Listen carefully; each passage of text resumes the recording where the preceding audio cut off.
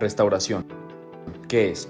El término restauración se refiere a los procesos que se llevan a cabo para preservar o renovar una cosa, conservando sus características originales. La restauración arquitectónica consiste en la recuperación y conservación de obras construidas, algunas de gran importancia y valor histórico. Los edificios, como cualquier construcción, requieren de mantenimiento debido al deterioro con el paso del tiempo. Este será distinto para cada construcción, ya que responderá a sus necesidades específicas de renovación o remodelación.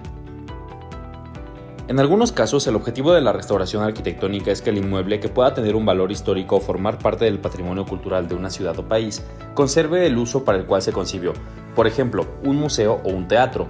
En otros, el propósito es cambiar el uso original de la construcción y plantear las intervenciones contemporáneas o nuevos elementos que se puedan incluir, aunque manteniendo sus aspectos esenciales. ¿Cómo se realiza una restauración arquitectónica? Las claves para restaurar un inmueble son: realizar una investigación histórica del inmueble para establecer su valor histórico y arquitectónico. Una vez establecido el valor histórico, se debe hacer una calificación de la obra para determinar qué pertenece a la construcción original, qué se le ha agregado a lo largo de los años y qué valor histórico y arquitectónico tiene aquello que se le ha añadido. Evaluar y decidir cuáles son los elementos que no son originales se retirarán y cuáles se conservarán. Para una restauración arquitectónica se requiere primero un análisis arquitectónico, también histórico y contextual del edificio en cuestión. Como arquitectos, no podemos modificar un edificio sin antes saber bajo qué procesos de construcción se construyó, así como su contexto histórico. Por lo mismo, nunca deben hacer modificaciones al inmueble basados en conjeturas. Una vez realizado este análisis y realizado un diagnóstico, es posible planificar las diferentes obras o procesos a través de los cuales se llevará a cabo la restauración o rehabilitación del inmueble. Generalmente se empieza por lo estructural y, dependiendo del grado de desgaste o deterioro que presente la edificación, se comienza con el tratamiento de fallas estructurales, ya sean superficiales o que requieran una mayor intervención. Otra parte importante del proceso de restauración es el parcheo. En ocasiones los edificios están estructuralmente en buen estado, pero lo que se deteriora son los acabados o las fachadas. Para ello se realiza un proceso de reparación en suelos, paredes y techos, las cuales deberán hacerse con el mayor cuidado para no intervenir demasiado en la construcción, ya que de lo que se trata es de preservar al máximo su identidad e integridad.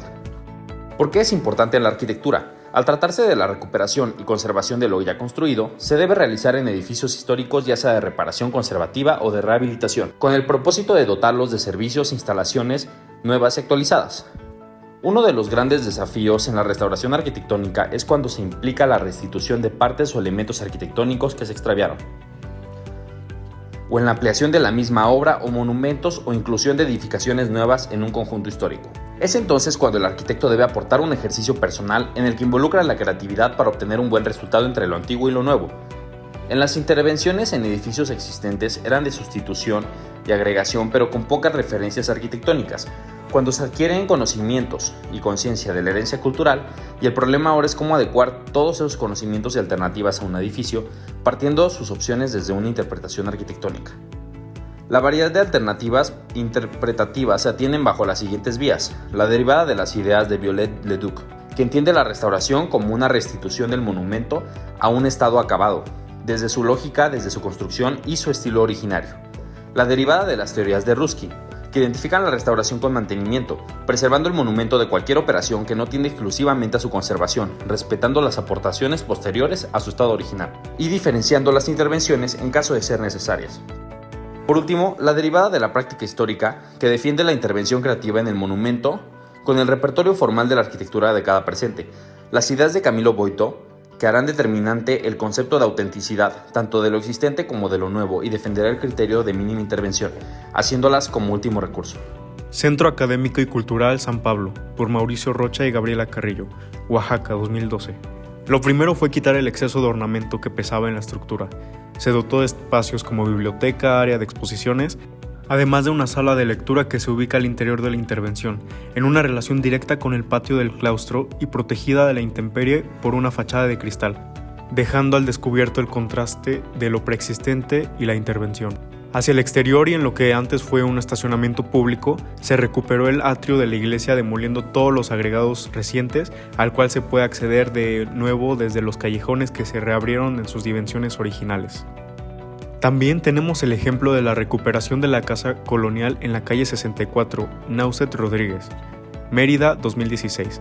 La antigua construcción se cataloga como un monumento histórico por el INAH, al encontrarse en el centro de Mérida, así que se debió respetar por completo los elementos arquitectónicos previos y ejecutar el proyecto con absoluta fidelidad a la obra original. Es así como se procedió a la restauración de muebles, puertas y ventanas existentes, y las que no podían ser rescatadas se reemplazaron por una réplica. Se recuperaron los pisos originales y se reconstruyeron 2 techos a imagen y semejanza del resto. Se agregaron elementos estructurales de refuerzo ocultos como cerramientos y columnas. Para el área exterior, el criterio aplicado fue la consolidación de los espacios tal y como se hallaron, conservando las huellas que el paso del tiempo ha provocado en el edificio. El nuevo uso del inmueble se queda condicionado por la forma misma de la construcción, adaptándose a los espacios.